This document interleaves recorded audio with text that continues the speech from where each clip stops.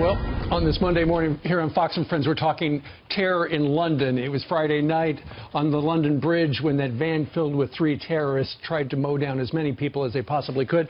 Mark Steyn joins us here on the curvy couch, here on the mezzanine level. He's, of course, the journalist and author as well. You say political correctness, once again, is a problem.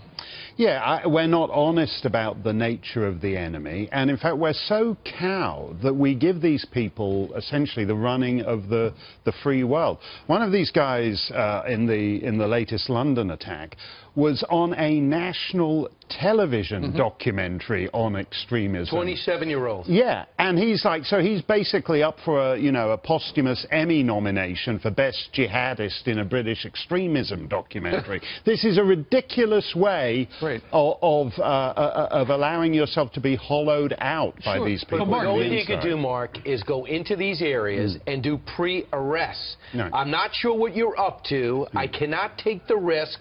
Come with me. No. And then there's going to be outrage with that, because right now the watching, MI5 says they have 500 active investigations and 20,000 people that they know with direct links to terror. Right, and the arithmetic on the number of people you'd need to do that. Now, with the IRA, for example, they had internment without trial.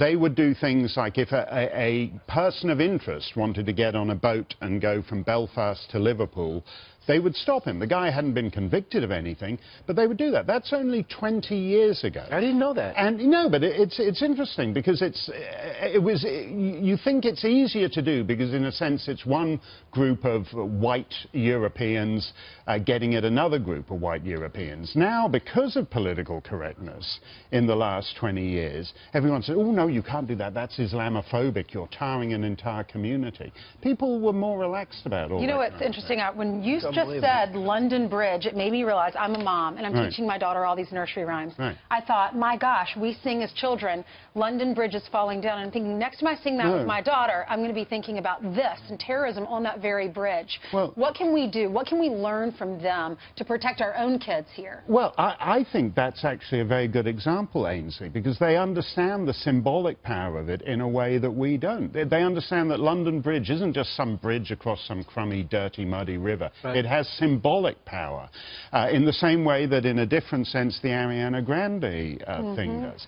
And they're serious. They've declared war on us, and we keep saying, no, you can declare war on us all you like. We're not treating it as we're going to protest the Paris. We're going to protest the Paris Agreement. We're not going to be outraged that tourists got run over and stabbed to death. No, and you know, there's a grieving family in British Columbia, Canada, this morning, mourning their daughter because she went to London and got killed by these guys. And Sadiq Khan, the mayor of London, used this weasel phrase yesterday. He said, "You don't need to be alarmed."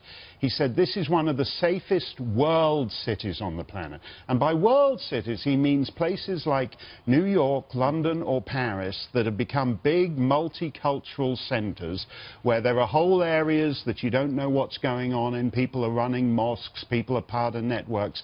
It's a very slippery phrase, that, when you allow essentially areas of your city to secede from As a Muslim mayor, I would love to have seen him speak up and tell us the difference between what he thinks and what they think. That would have gone a long way. But he's very dishonest and weaselly on all that stuff, Brian. Meanwhile, that girl will never walk down the aisle. She was going to plan her wedding. No, and it's absolutely tragic. And I'd like us to stop being reactive on things like that. I don't want any more grieving families in British Columbia. This has to stop. All right. Mark Thanks, Steyn. Mark. Great to see you. Thank you.